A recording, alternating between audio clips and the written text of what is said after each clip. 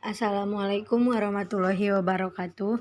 Perkenalkan, nama saya Sapika Nursipahutar, NIM 0201213101, Prodi Hukum Fakultas Syariah dan Hukum UIN Sumatera Utara.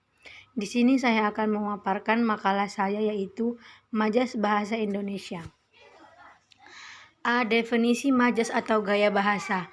Majas yaitu bentuk gaya yang digunakan untuk mempengaruhi, meyakinkan pembaca dan para penyimak melalui kata-kata dengan cara menulis dan berbicara. Selain itu, bahasa Yunani berasal dari kata retorik atau ahli pidato yang berarti orator. Oleh karena itu, retorik memang merupakan bagian yang terpenting pada masa Yunani kuno. Majas dibutuhkan karena Romawi yang telah memberikan nama bagi aneka seni persuasi ini sehingga harus dikuasai oleh orang-orang Yunani. Bahkan majas merupakan bahasa yang dipergunakan, yaitu bahasa kiasan untuk mengikatkan dan memperbanyak efek melalui cara perbandingkan dan memperkenalkan suatu benda dengan benda yang lain. Menurut Kamus Besar Bahasa Indonesia, gaya bahasa atau majas adalah pemanfaatan kekayaan bahasa, pemakaian ragam tertentu untuk memperoleh efek-efek tertentu, keseluruhan ciri bahasa sekelompok penulis sastra dan cara khas dalam menyampaikan pikiran, perasaan, baik secara lisan maupun tulisan. Dengan kata lain, gaya bahasa atau majas adalah cara khas dalam menyatakan pikiran. Jenis-jenis majas. 1. Majas perbandingan.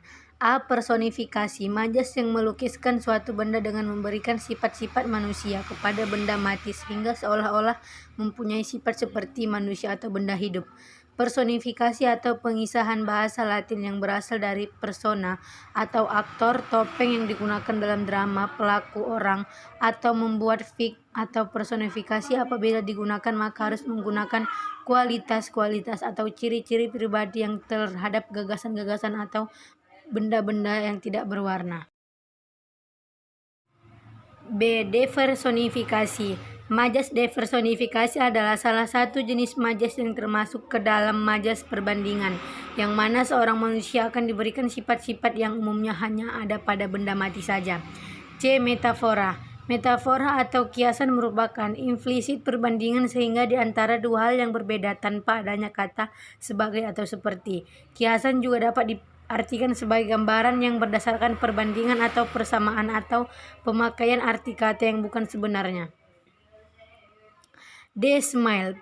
Perumpamaan yang dimaksud yaitu padanaan dalam bahasa Inggris, yaitu smile, yang bermakna seperti yang berasal dari bahasa Latin. Majas perumpamaan juga merupakan dua hal yang pada perbandingan hakikatnya sengaja dan berlainan sehingga dianggap sama. Hal ini karenakan perbandingan itu dijelaskan secara eksplisit atau pemakaian kata sebagai umpama, bak, laksana, seperti lain-lain. E. Alegori. Majas perbandingan yang memperlihatkan suatu perbandingan utuh. Perbandingan itu membentuk kesatuan yang menyeluruh. Contoh, berhati-hati dalam mengemudi. Bahtera hidup keluargamu sebab lautan kehidupan ini penuh badai. Topan ganas, batu karang, dan gelombang yang sering saat menghancurkan Venus has a beautiful name, is the second planet from in sun. 2. Majas pertentangan. Hiperbola. Majas hiperbola dapat memberikan penekanan yang luar biasa terhadap suatu yang disampaikan lewat gaya bahasanya yang sangat berlebihan. Dampaknya, majas ini dapat memberikan kesan jenaka atau dramatis tergantung dari cara penggunaannya. 3. Majas pertautan. A. Metonimia. Gaya bahasa yang menggunakan nama barang atau merek dengan dagang sebagai pengganti barang itu. B. Sinekdoke. Majas sinekdoke yaitu majas yang menyebutkan bagian suatu yang penting atau hal untuk benda hal itu sendiri. Adapun sinekdoke yang menyebut nama bagian sebagai nama pengganti yang secara keseluruhan atau sebaliknya. 4. Majas perulangan.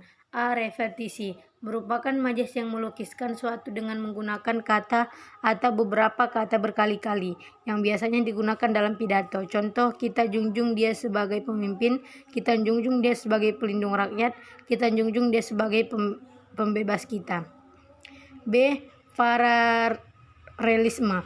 Majas seperti repetisi tetapi dipakai dalam puisi. Paralelisme dibagi menjadi anafora jika kata yang diulang terletak di awal baris. Contoh, kalaulah diam malam yang kelam, kalaulah tenang sawang dan lapang, kalaulah lelap orang di lawing. C. Epifora jika kata yang diurung terletak di akhir baris. Contoh, kalau kau mau, aku akan datang. Jika kau hendak, aku akan datang. 5. Majas sindiran. A. Ironi, majas yang menyatakan makna yang bertentangan dengan maksud untuk menyindir. Contoh, kamu baru bangun, baru pulang 10 pagi. Bersihnya kamar ini, puntung rokok di mana-mana. B. Sinisme, majas sindiran yang agak kasar dibanding dengan majas ironi. Contoh, dengan sifatmu yang malas, berusahalah semoga kamu mendapat pekerjaan yang bagus. C. Sarkasme, majas sindiran yang paling kasar dibandingkan majas ironi dan sinisme. Contoh, otakmu itu memang sudah bukan otak manusia lagi. Otakmu itu sudah menjadi otak udang. Baiklah, kesimpulan dari makalah saya yaitu apleonasme, majas yang menggunakan kata-kata yang sebenarnya tidak perlu dikatakan lagi, karena arti kata tersebut sudah terkandung dalam kata yang diterangkan. Contoh, salju sudah mulai turun ke bawah. B. Klimaks, majas beberapa hal berturut-turut dengan menggunakan urutan kata yang semakin lama semakin memuncak pengertiannya. Contoh, semua usia dari anak-anak, remaja, dewasa, dan orang tua sudah memenuhi arena pasar malam itu.